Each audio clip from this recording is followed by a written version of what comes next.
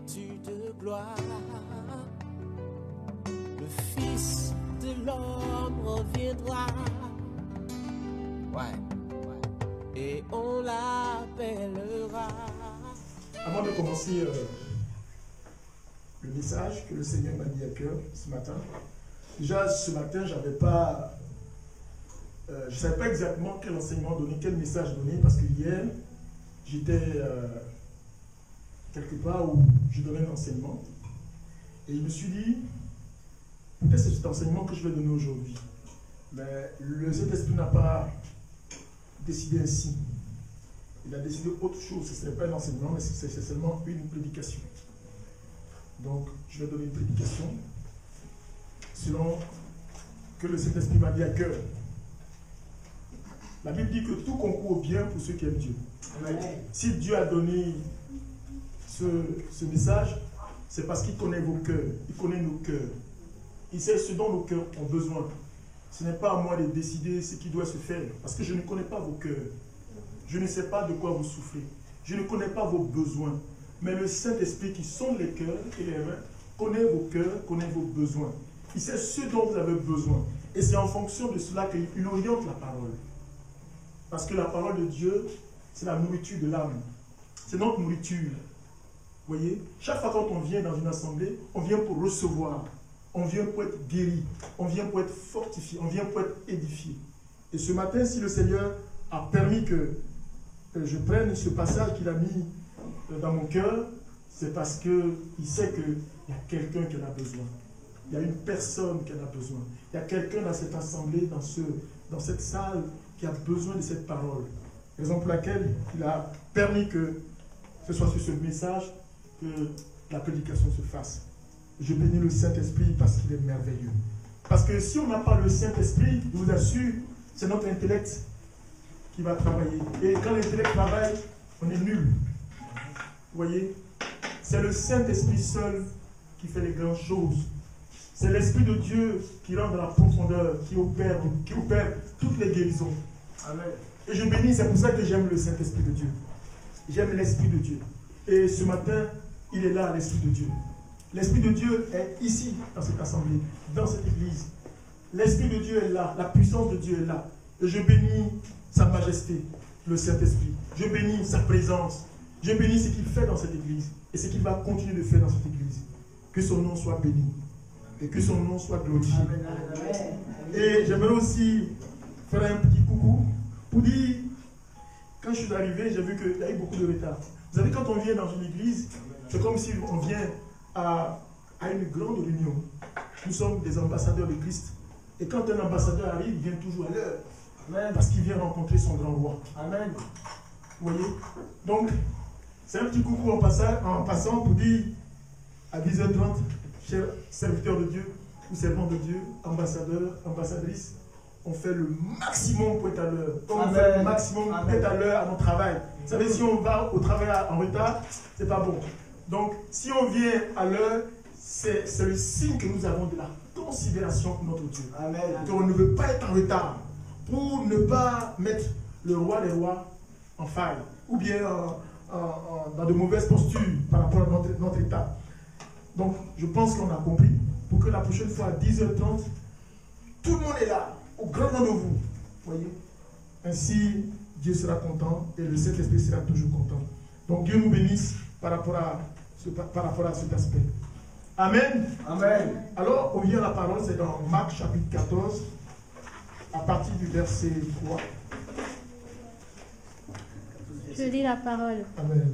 Marc chapitre 14, à partir du verset 1. 3. À partir du verset 3. 3 jusqu'au 9. Comme il se trouvait à Béthanie, chez Simon le lépreux, alors qu'il était à table, une femme vint avec un flacon d'albâtre contenant un nard pur de grand prix. Brisant le flacon, elle le lui versa sur la tête. Or il y en eut qui s'indignèrent entre eux. À quoi bon ce gaspillage de parfum? Ce parfum pouvait être vendu plus de 300 deniers et donné aux pauvres. Et il la rudoyait. Mais Jésus dit, « Laissez-la, pourquoi la tracassez-vous? C'est une bonne œuvre qu'elle a accomplie sur moi. Les pauvres, en effet, vous les aurez toujours avec vous. Et quand vous le voudrez, vous pourrez leur faire du bien. Mais moi, vous ne m'aurez pas toujours. Elle a fait ce qui était en son pouvoir d'avance. Elle a parfumé mon corps pour l'ensevelissement. En vérité, je vous le dis, partout où sera proclamé l'Évangile, au monde entier, on redira aussi à sa mémoire ce qu'elle vient de faire. Amen. Amen. Amen. Merci Saint-Esprit pour cette parole. Vous savez, ce message, c'est un message qui me rappelle un peu le message de Marie, la sœur de Lazare. Marie, la sœur de Lazare, elle a fait le même geste. Vous voyez? Elle, après la résurrection de son frère, Lazare par le Seigneur Jésus-Christ, elle a utilisé de l'huile, ce parfum, qu'elle a également mis sur Jésus-Christ. C'est pas, c'est dans Jean, ça? Voilà, dans Jean 11, effectivement. Elle a fait pareil. Mais il y a quelque chose qui m'a beaucoup marqué. Pourquoi cette dame-là, elle s'est comportée ainsi? On dit qu'il y avait une dame, c'était à Béthanie, chez un certain Simon le lépreux. D'abord, Jésus est allé chez le lépreux. En temps normal, vous savez que selon la tradition juive, aller chez un lépreux, c'est indigne. Parce que la vision qu'ils ont du lépreux, c'est pas une vision saine. Le lépreux, c'est quelqu'un qui est impur. Mais Jésus, lui, il allait manger, encore pire, il allait manger chez Simon le lépreux. Et la Bible dit que pendant que Jésus était à table, qu'est-ce qui se passe? Il y a une dame qui vient avec de l'huile, avec un parfum qui était dans un flacon d'albâtre, plein d'albâtre. C'était de l'huile et du parfum très très cher. Donc, quand on parle du flacon d'albâtre, en fait c'est une matière qui est de grande valeur. Et encore, l'huile qui était dedans, c'est de l'huile, c'est du parfum qui est de grande valeur. Et à cette époque-là, ce n'est pas n'importe quel type de parfum. Mais cette dame-là, qu'est-ce qu'elle fait? Elle prend ce parfum qui est mis dans un flacon spécial et elle met ce parfum sur la tête de Jésus-Christ pour le parfumer. Et ça a été un scandale pour ceux qui étaient autour de la table avec Jésus. Ils disent, mais comment se fait-il que on puisse prendre un parfum de telle valeur pour le mettre sur la tête de Jésus-Christ? Mais ça peut nous servir à faire du bien aux pauvres. On pouvait le vendre pour faire du bien aux pauvres. Mais je me suis posé la question, mais pourquoi la dame a mis ce parfum, a acheté ce parfum, encore de grande valeur, et qu'elle a imbibé sur la tête de Jésus? Pourquoi cette dame l'a fait? Parce que ce parfum, c'est un parfum de grande valeur. Et ça m'a conduit un peu avec la même histoire de Marie, la sœur de Lazare. Elle a fait pareil. Mais quand on voit bien, il y a quelque chose qui s'est passé dans la vie de ces deux personnes. Marie, la sœur de Lazare, c'est quelqu'un qui avait été touché par la manière dont Jésus-Christ avait ressuscité son frère. Donc, acheter un parfum, parce que c'est le même type de parfum que Marie, la sœur de Lazare, a utilisé. Le parfum de grande valeur. Et ce parfum, ça veut dire, c'est toute l'adoration, en fait, à travers ce parfum. On ressent toute l'adoration, on ressent toute la reconnaissance que Marie, la sœur de Lazare, manifeste. Et cette dame a manifesté également. Mais cette dame-là, qui était-elle? Peut-être que c'était une prostituée. Peut-être que c'était une femme de mauvaise vie. Et la parole de Jésus-Christ avait touché cette dame au point où elle a été transformée. Et parce qu'elle a été transformée, elle n'a pas pensé, elle n'a pas réfléchi par rapport à ce que pouvait coûter le parfum. Mais elle l'a donné de tout son cœur, de toute son âme. de tout ce qu'elle avait de fort. Elle n'a pas calculé. Mais par contre, ceux qui étaient autour de Jésus ont calculé. Mais ceux qui ont calculé, c'était qui? C'était des gens qui étaient avec Christ. Il y avait peut-être même Judas Iscariote et tous les autres qui disaient, mais si on prenait cet argent, on pouvait le vendre pour le donner aux pauvres. Et c'était le même cas quand Jésus était à table avec Lazare et les sœurs de Lazare. Il y avait Judas Iscariote qui avait tenu le même propos. Il dit, mais ce parfum-là, on l'aurait vendu pour donner de l'argent aux pauvres. Ça veut dire quoi? Ça veut dire que parmi ceux qui sont dans le Seigneur, parmi ceux qui sont des enfants de Dieu ou même des serviteurs de Dieu, certains sont attirés par l'argent. Certains sont attirés par le matériel. C'est-à-dire, ils sont surnois. Ils se disent, ils sont dans le Seigneur, mais au fond d'eux, ils ont un but. C'est l'argent. C'est le matériel. Mais il y a des personnes qui sont sincères. Marie, la sœur de Lazare. Cette dame de Béthanie. Elles sont sincères. Ces personnes-là sont vraies. Elles ne sont pas attirées par l'argent. Parce qu'elles n'ont pas pensé l'argent. Elles ont pensé don de soi. Ce que Dieu a fait pour moi. Est-ce que l'argent peut se comparer à ça? Ce que Jésus-Christ a fait pour moi. Moi, j'étais une prostituée. Moi, j'avais une mauvaise vie. Moi, j'étais adultère. Mais quand j'ai entendu Jésus, ma vie a changé. Il a comme enlevé un voile. Le vieux vêtement qui était sur moi et qui me rendait ridicule. Jésus-Christ a fait que ce vieux vêtement est parti. Et aujourd'hui, j'étais aveugle. Maintenant, je vois. Sa parole est une lumière dans ma vie. Aujourd'hui, tout a changé. Seigneur, est-ce que quelle perle sur la terre peut valoir ce que tu as fait pour moi? Moi, je vais t'adorer. Et cette dame, elle va prendre ce qui est précieux. Elle a regardé autour d'elle. Qu'est-ce qui est si précieux? Or, à l'époque, le parfum de nard, le parfum d'Anna ici, c'est... Voilà, c'est un parfum de grande, la Bible dit, un parfum de grande valeur. C'est comme les parfums d'aujourd'hui qui coûtent, Chanel conçoit d'autres parfums un peu plus chers. Mais à cette époque-là, c'était des grands parfums. La preuve, ceux qui étaient autour ont réagi. Si c'était un parfum ordinaire, les gens n'auraient pas réagi. Mais les gens ont réagi parce que c'était un parfum véritable. Un grand parfum. Vous savez, Jésus, quand quelqu'un a été transformé par Jésus-Christ, quand Jésus-Christ rentre dans la vie de quelqu'un, je vous assure, c'est une folie. On devient fou. Amen. On ne pense même plus, à ce que demain sera. Parce qu'il a fait des grandes choses. J'étais aveugle, maintenant je vois. Imagine quelqu'un qui était dans la prostitution pendant des années, qui était attiré par la chair. Les hommes disent, il vient, elle couche avec telle personne. Ou monsieur, il couche. Et puis, un jour, il rencontre Jésus-Christ dans la vie. Et sa parole le délivre. C'est comme on enlève un voile.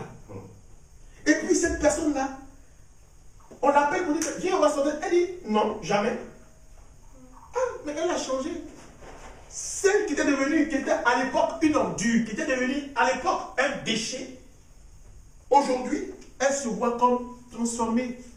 Elle se voit comme une nouvelle créature. Elle se voit comme propre. Vous pensez qu'il y a quelque chose de plus précieux qui puisse se comparer à ce que Jésus-Christ lui a donné? Quel trésor sur la terre qui peut valoir la parole de Jésus-Christ? Est-ce qu'il y a une médecine? Dites-moi s'il y a une médecine, s'il y a une science qui peut nous délivrer de la prostitution. Y a-t-il une science sur cette terre qui peut nous délivrer de la débauche? Dites-moi. Y a-t-il une science qui peut nous délivrer de cette vie impure? Dites-moi. C'est Jésus. Y a-t-il une science qui peut nous délivrer de la sorcellerie? Non. Dites-moi. Jésus. Y a-t-il un médecin qui peut nous délivrer de la captivité de Satan? Dites-moi. Jésus. Il n'y a que Jésus seul. Amen. J'étais esclave de Satan. Et aujourd'hui, quelqu'un m'a délivré. Même le scientifique te dit, mais même le médecin te dit, mais comment ça s'est fait que ta maladie est guérie? Parce que nous, on avait prévu que tu meurs dans 2 mois. ça s'est fait? Si ce n'est pas Jésus seul qui peut faire ça. C'est Jésus seul qui peut nous délivrer de la sorcellerie. C'est Jésus seul qui peut nous délivrer de la prostitution, de la débauche, de la drogue. Jésus seul qui peut le faire. Il peut nous délivrer de la convoitise. C'est Jésus seul. Il n'y a aucune science. Il n'y a aucune médecine. Il n'y a aucune pratique. Quoi qu'elle soit, qui puisse nous délivrer de ce que nous appelons la mauvaise vie, si ce n'est Jésus-Christ. Amen. Donc, cette dame, elle a été touchée par Jésus-Christ. Jésus a fait quoi? Vous voyez, à l'époque, je me rappelle, j'étais en seconde et j'avais un grand frère. J'ai un grand frère qui avait un hôtel, c'était à Abidjan, en Côte d'Ivoire. Et moi, j'étais au lycée, donc je quittais dans une grande ville, au lycée, je venais à Abidjan. Et je ne voulais pas rester à la maison parce qu'il y avait un grand hôtel et l'hôtel était tellement bien luxueux, tout ça. Et du coup, je me dis, je ne rentre pas à la maison, je vais prendre une chambre puis je vais rester là-bas. Parce que dans l'hôtel, il y avait presque tout, c'est un grand hôtel de luxe. Donc, j'ai pris ma chambre et puis je suis resté dans l'hôtel. Le gardien m'a laissé l'opportunité de rester, de prendre une chambre. Et un jour, le gardien me dit, ah, mais est-ce que tu sais qu'il y a une jeune fille qui est passée ici, qu'elle vit dans la prostitution et que son père est passé plusieurs fois pour l'aider à sortir de la prostitution et son père n'a pas réussi. Et je lui ai dit, mais comment? Parce que moi je ne comprenais pas. Moi je ne comprenais pas ça en fait. Quand j'étais jeune, je ne comprenais pas comment une fille de 12 ans peut être dans la prostitution en fait. Voilà, je ne comprenais pas. J'étais jeune. Et il m'a expliqué, il dit, mais explique-moi, je ne comprends pas. Il dit, non, écoute, la fille, elle vient souvent ici, dans l'hôtel. Elle vient souvent dans l'hôtel. Et un jour, elle est arrivée et son père, elle demandait des clients, des personnes, voilà, des clients. Et du coup, son père est apparu. Et son père a demandé si sa fille était là. On lui a dit que ta fille est dans tel niveau. Son père appelle la fille, elle vient, son père commence à crier, il dit à ma fille, mais qu'est-ce que je te donne pas? Je donne tout ce que tu veux. Je donne de l'argent, tout ce que tu me demandes. Dis-moi, je vais tout, voilà. Mais pourquoi tu te prostitues, ma fille? Elle dit rien. Pourquoi tu te prostitues? Elle dit rien, elle ne sait pas pourquoi elle se prostitue. Tu as bien d'argent? Non. Le père, il prend sa fille, ils vont à la maison. Quelques heures plus tard, la petite elle arrive. Et puis elle demande au gardien, est-ce qu'il y a quelqu'un? Est-ce que cette petite fille, elle avait besoin d'argent? Non. Le gardien me dit, non, ce n'était pas l'argent. Ce n'était pas de l'argent. Ce n'était pas de l'argent dont cette fille avait besoin. Mais cette fille était possédée. Elle était possédée. Un esprit de possession, un esprit de débauche. Un esprit de débauche qui habitait cette fille. Je suis convaincu que cette fille, elle souffrait. Elle aurait voulu être comme ses amis de son âge. Mais il y a une force qui l'a conduit à aller se détruire, à aller se prostituer. Je suis sûr que cette fille, elle pleure au fond d'elle. Mais le diable dit, ne pleure pas, vis ta vie. Le diable te fait comprendre que ce que tu fais est bon. Que c'est une manière de vivre sa vie. Il faut vivre sa jeunesse. On est encore jeune. Et c'est ce que le diable met dans l'esprit des gens. Il faut vivre ta jeunesse parce que tu es encore jeune. Demain, tu vas vieillir et demain, c'est un autre jour, demain, tu vas mourir. Mais c'est un piège. Parce que le diable t'utilise pour te détruire et détruire les autres. C'est le plan du diable. Mais cette dame-là, cette petite fille de 12 ans, qui peut la sauver? Parce qu'il n'y a pas une science qui peut l'aider. Il n'y en a pas. Vous allez dans des endroits où vous voyez des prostituées comme ça, et puis ça ne les dérange pas. C'est des esprits. Ces esprits qui sont en ces personnes-là, elles n'arrivent pas à s'en défaire. Elles sont esclaves de Satan. Elles sont esclaves de Satan. C'est comme ce monde est sous la puissance de Satan. Mais qui peut me sauver? Comme dit l'apôtre Paul, qui me sauvera de ce corps de pécheur? Qui me délivrera, Seigneur? Cette chair, qui me délivrera? Mais si Jésus te délivre de cette situation, il te sauve, est-ce qu'il y a un prix à ça? Je vous assure, est-ce qu'il y a un prix à ça?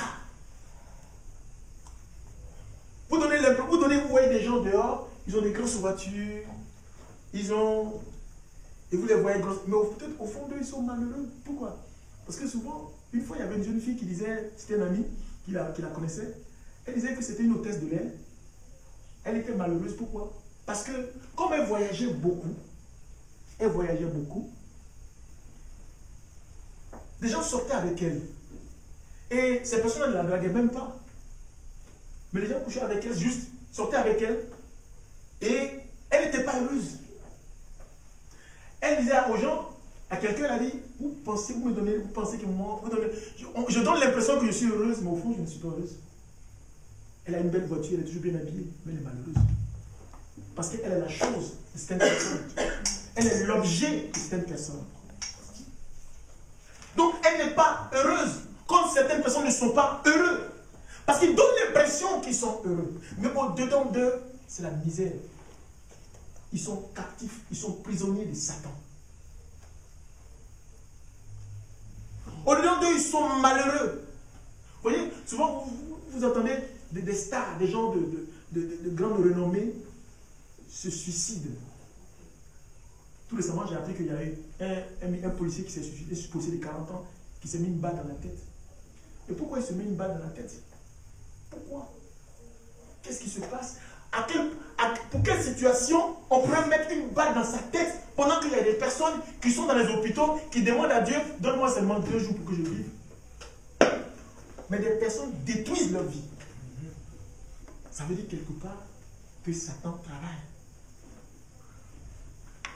Satan travaille dans la vie de cette personne. Satan a soumis cette personne à son service.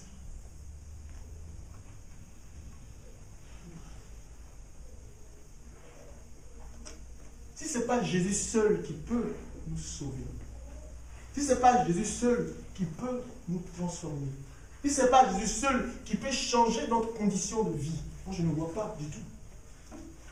Je ne sais pas qui peut changer nos vies dans cette situation-là.